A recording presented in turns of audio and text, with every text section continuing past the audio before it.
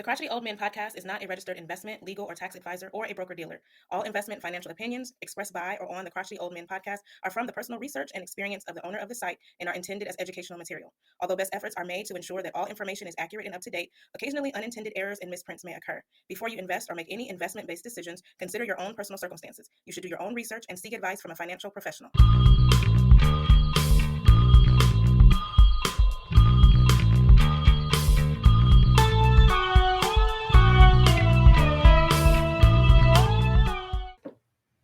Greetings. It's another great day in the house of the Crotchety Old Men. Hey, I'm Gary Smith, one of the co-hosts of the Crotchety Old Men podcast. And with me today in the studio is my main man, George Crumley. Top of the day to you, George. Top of the day to you, Smitty. How you doing today? Man, I feel great. I am great. Hey, the Lord blessed me to get up this morning and put both feet on the ground. So, hey, I'm off and running. You can't ask for no more than that. You know, you got to celebrate every day.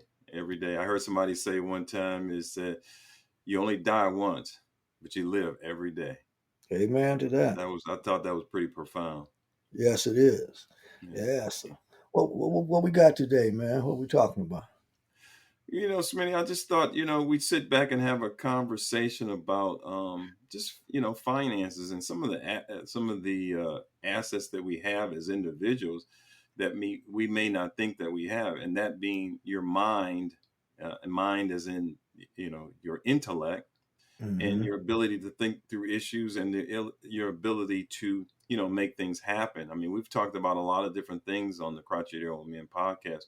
But, at the end of the day, it just comes down to the people that you know, the network that you've built, and then also the ingenuity and the willingness to get out there and make something happen.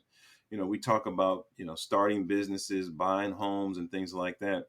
But and I think you can probably expand on this a little bit more. But I think traditionally the way we've done it is we've gone out here and we get a loan and we try to think we're going to buy something. But what we should be doing is looking at the reverse of that, is trying to, look into obtaining the asset and then getting the loan. So can you kind of expand on that a little bit more for me? Absolutely. This thing has been the bartering system. Well, not so much bartering, but I like to call it the realm of sowing and reaping versus buying and selling. And when we look at opportunities, I look at opportunities going all the way back to the biblical days, which is centuries and centuries ago, centuries long. Whereas transactions, whether they were for real estate or businesses or what have you, pretty much transacted on the basis of seller financing or land contracts or all cash and stuff. There were no loans involved, basically, to get an asset. And when you look at today's economy, I mean, not economy, but system, too often we're caught up in that win and lose. That's what I should have said instead of buying and selling. But the win and lose mentality of that, in order for one person to win, someone else has to lose. And that's what, to me, is almost like what the banking system is kind of built around. It's hard to get a loan to go buy an asset. Put it that way. It's harder to get a loan to buy one than to get the asset first and then get a loan on it, if that makes sense. And so when I look at that whole process, is that we have opportunities a lot. We see business deals or we see good real estate deals. And the first thing that comes to mind, to most people's mind, is this: I don't have enough money to do that transaction. I don't have enough money to buy the house. I don't have enough money to buy the real estate or whatever. And I tell people a lot of times, remove yourself out of that equation. God already knew you didn't have enough money to do the deal before you got the idea to do the deal. He's not checking your bank account. I've said it oftentimes. He's checking your faith account. So what happens is that when we talk about private money, a lot of time when we hear this term of private money, we're thinking about maybe some loan shark somewhere that's charging a ton of interest and all that. That's not necessarily the case, because private money comes from private people. So it's about how many people you know.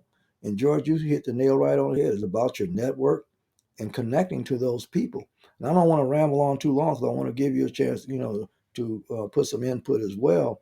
But it's about connecting with people and the people that you know, and of course, the people that know you.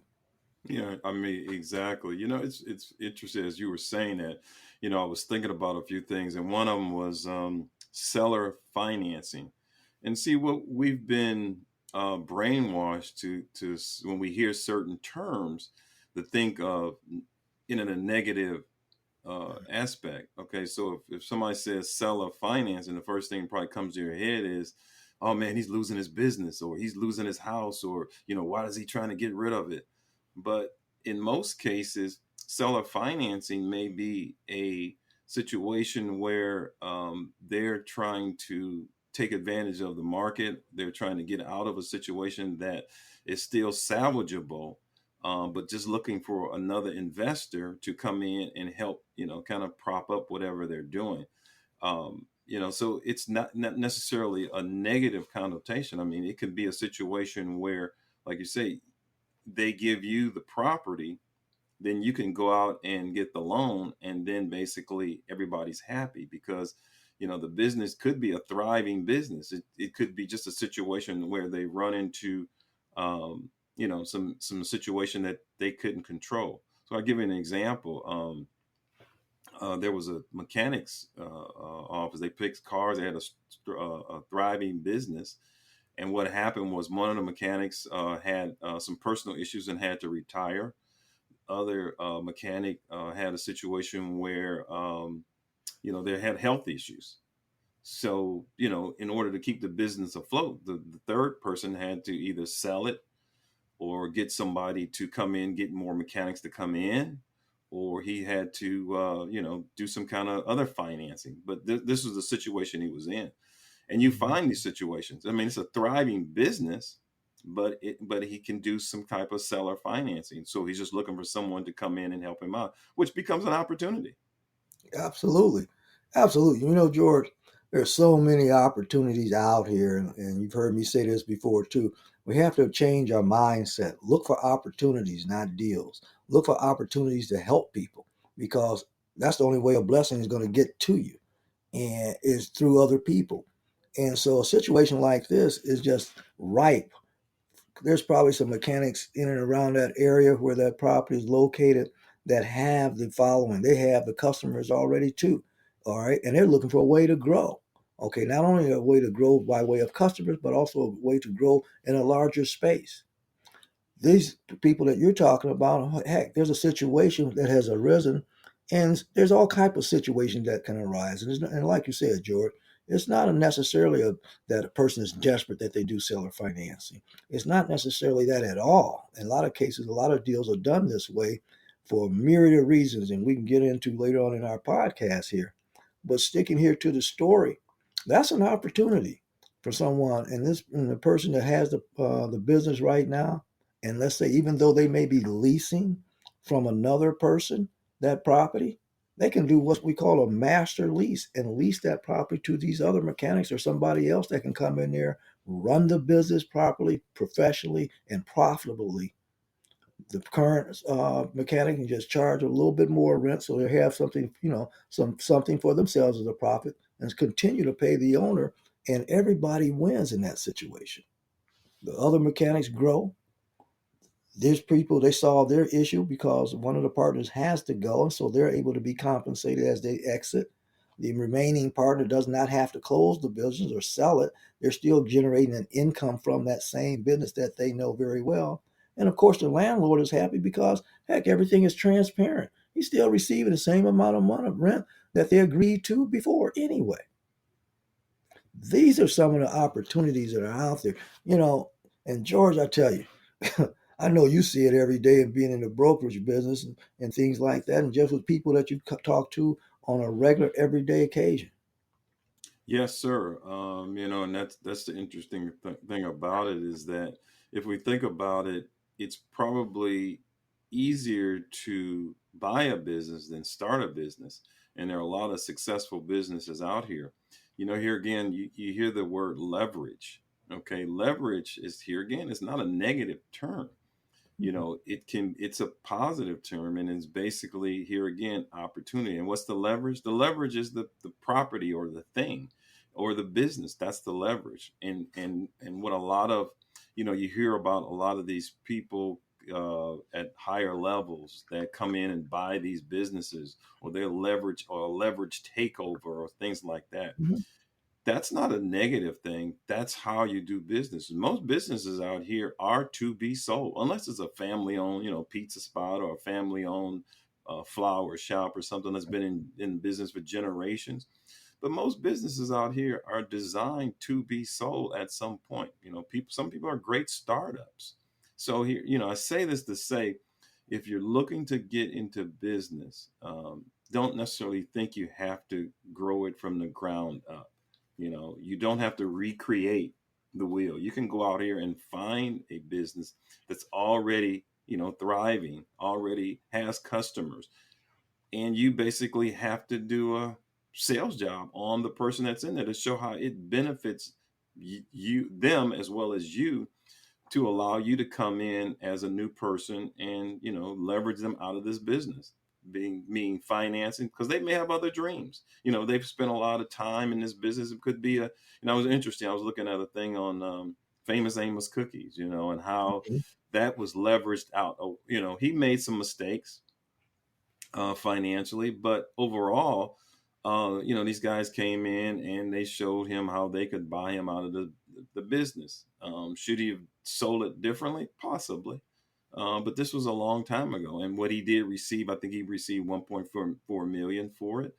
The brand is still around now, but at the time, maybe the 1.4 million is what he needed to continue to live his life. He was an elderly guy, so that might have been that may have benefited him.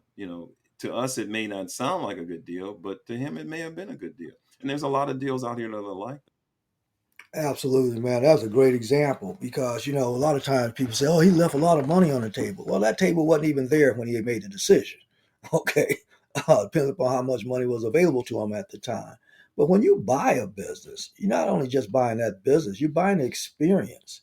Okay. You're buying the market share. All right. You're buying the brand. And so these are things that the bank is not going to loan you any money on for you and wait for you to grow into that, waiting for you to grow an experience. And that's why so many times we're told no when we want to start a business, because one of the first things the lender want to know is how many times have you done this? What experience do you have in running this flower shop or cookie manufacturing company or whatever your business ideal is? Okay, where are you going to get your market share? And on and on and on. Whereas you buy a business that's in that genre that you want to specialize in, and you buy the people that's operating it, the machinery that it requires to do it, and the whole process is there. And if you buy what I call a seasoned business, one that's been around for at least 5 years, so they've gone through the ups and downs and the down cycles and the up cycles. So now you have that experience, you have that history that you didn't have before with seller financing or with private money. It gets you in the game where now you can buy that business and then turn right around and get a loan on that business. Of course, during the underwriting process, you want to look at ways whereby you're going to be able to reduce expenses because that's how you improve value. It ain't but one of two ways. In this system, y'all, it works whether you're buying a business or you're buying real estate, whether you're buying stock or whether you're buying anything that's going to generate income, anything that's going to have a cash flow component to it. You use the same underwriting principles for it. And you have to do your due diligence, obviously.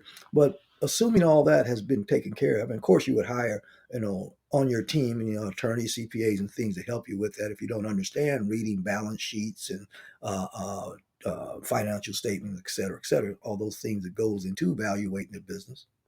But on the flip side of that is that now that you have acquired the asset, and you see where there's a way that you can increase profits or reduce expenses, you got that asset, that's how you increase the value. Now you can go to the lender or a bank because you have something of profit. You have a business that produces a service or an income, and so you have that. And more importantly, if I like that, look at businesses that have real estate attached to them. Personally, that's the type of business I want, or business that's aspiring to get into a real estate piece, because that gives you more collateral. It's a real hard asset, and the realms of the people who behind that business does not gravely affect my capacity of being able to execute an exit strategy in the event that that business fails. Yeah, yeah, that's absolutely correct. And one of the things that as I listen at some of the things that you're saying, here again, another thing that comes to my mind is the seed money. You think about, how do I get there? But here again, they've made it sound like a negative term. It's called private lending or Mm-hmm. private money. Mm-hmm. And I'm going to let you chime in, because I know that's one of your areas of expertise. But here again, that's it's private money is just that. It's a private individual, whether it be his retirement, whether it be his other investment. But basically, he's going to loan you some money for a short duration of time, yes, at a higher interest rate, but it allows you to get where you need to be, because of the fact that maybe you don't have the asset or the leverage to get it from the local bank. But this gentleman, or this company, or this group of individuals is willing to extend you the loan of the money, based on the faith and the business plan that you put in front of them, that you can be successful. Yeah, it's a risk, but it's a calculated risk that people take all the time. But here again, it's a negative term. When people think that, oh no, I can't do private money, oh no, I don't want private money lending, there's something wrong with that. But people do it every day of the week. So I mean, what do you got to add to that, Samir? Absolutely, man. Some of the biggest deals in America have been done with private money lending. Okay, it's private money. Let me just give a short synopsis on what private money is. Just like George said, it's private.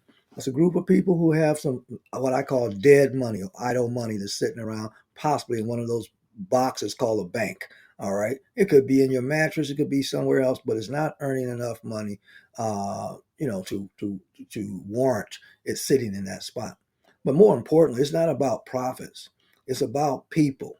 Okay. And what private money does is no different for a family reunion. Private money is like planning for a family reunion. All the family members, they pitch in. They come up with a budget. Where are we going to meet this year? Well, we're going to have a family reunion in Orlando. So the host has got to plan all those things out. What we're going to do for activities, what's going to be on the menu, and all those things. All right, let's total that cost. Okay, total cost comes to X amount of dollars, and we got 100 people in the family that's coming. You divide that cost by 100, and everybody's point there. So they all put into that. They don't go get a loan to do a family reunion. Okay, they don't do that. So you have this cash money now, where now that you can go, and here's a person that wants to buy a business, or they want to buy a property. But the bank says you can't do that because you don't have enough money to put down, or you don't have enough credit, or what have you. But we all know that if you got a property or business that's worth $1 million, and you want to get that $1 million, but I got to go get a loan and keep my fingers and toes crossed and pray that I get approved for the loan. Whereas, let's say you, George, come in with 900,000 of cash money right there in front of me. It's cash. You just open up your briefcase and put 900 stacks of, okay, $10,000 stacks, how you want to look at it. I'm going to take that $900,000 all day, every day. So a cash purchase on a seller finance deal, or any deal for that matter, a cash purchase is going to, number one, get you a discount. You just made $100 by saving $100 at the closing table. My philosophy is this: if you don't see any money before you close, you won't see any money when you close. So now let's take that same philosophy now, the private money. And I'm always asked this question too: how much interest rate? How much is your interest charge? Look, if you buy right and not buy tight, it doesn't matter what the interest rate is. What I mean by that statement: buying a property or a business right means having enough spread in there that even if you make a mistake, you're still going to be on the profit side. Many people buy deals tight because there's not enough room for a mistake. You buying a property for $800,000, but the after repair value or the market value is $1 million. That's not enough juice in the squeeze, nor is there enough spread. See, so you got to buy properties right, not tight. Now, with the private money lending, it depends on what? Well, it depends on these things for me. It depends upon the character of the borrower. Do you have the character of a business mindset, whereas that you can stick into a deal? Do you have the character to pay your bills on time? Do you have the character to be transparent? Do you have the character to do what you say you're going to do when you said you're going to do it? Number two is the value of the collateral. Okay, certainly the property's got to be worth more than the money that the lender is going to lend you.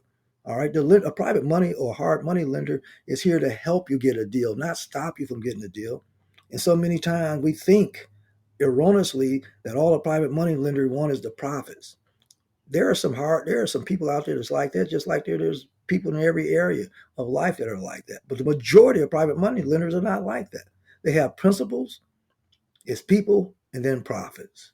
And if you never get those out of whack, you'll always fare much better and be more successful using a private money lender than missing the deal entirely because you don't have enough money.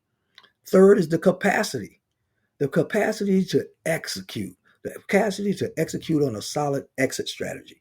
When you're underwriting a deal, whether it's a business or a property, it should give you multiple ways of getting out of that deal. If it doesn't, then you should give you calls and pause to maybe consider another investment.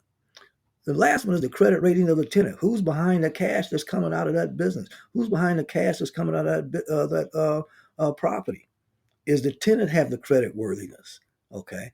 I'd rather rent to a 7-Eleven, all right, and have them be my tenant than 11 by 11 o'clock liquor store or whatever that doesn't have a good quality tenant. I'm just trying to be facetious, but I'm trying to give an example. So when we look at private money lending, George, it's the greatest tool out there for us to be able to get assets. We learn how to buy them right. Once you got that property and once you got it cash flowing, trust me when I tell you this, a bank will loan you money. And that's the time when you take your money out, your cost of you getting to that money, your cost basis, that's what that's called. You get your cost basis out tax free.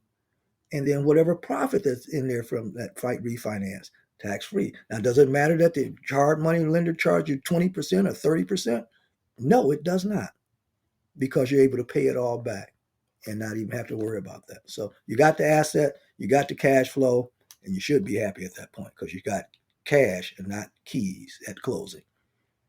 Well, hopefully, our listeners are taking notes on a lot of this valuable information because this is kind of information that you don't get every day. I know as I've been in the real estate business, I've had to seek out individuals like Smitty to kind of mentor me on a lot of these different things. And he has, basically studied behind some different minds to get to the level where he's at. But Absolutely. hopefully, as you're listening to this, you're getting some ideas, and that seller finances is something you may want to investigate a little bit further. Private lending is something you may want to investigate. But so that's what we're trying to do, is plant the seeds.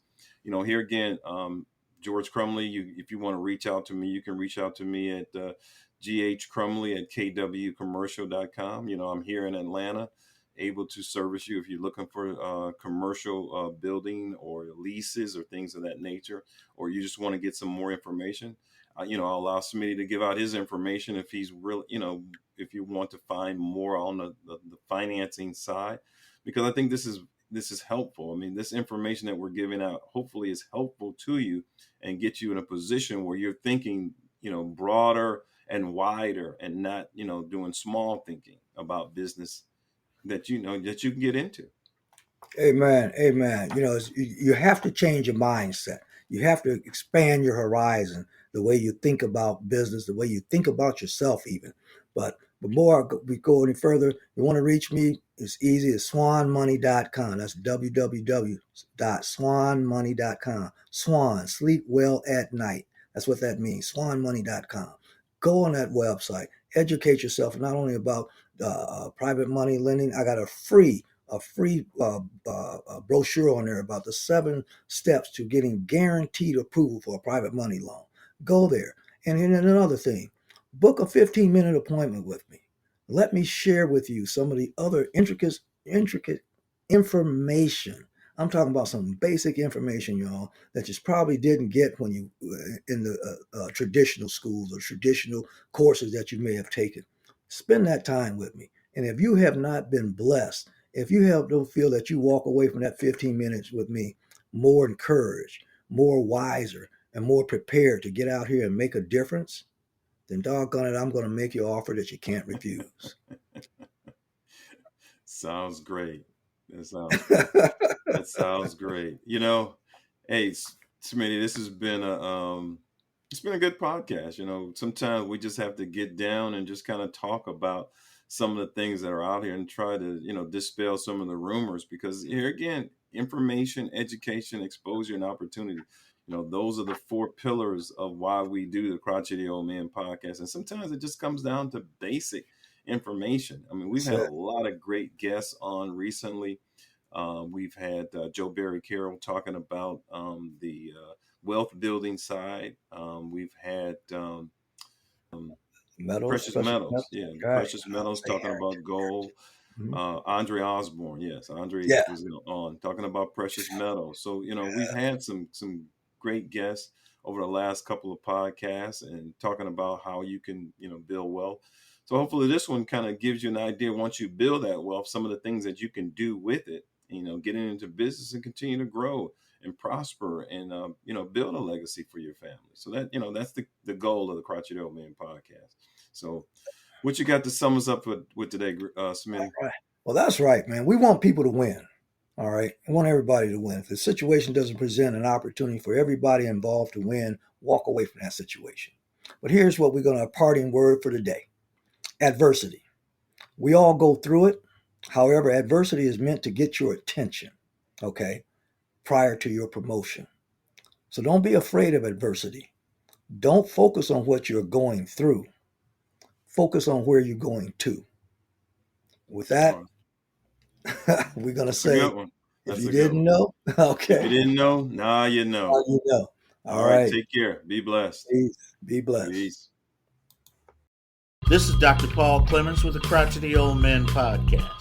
If you're interested in financial tools to build wealth, and you're interested in ways to maximize your health through holistic alternatives, then you are just the audience that we're looking for.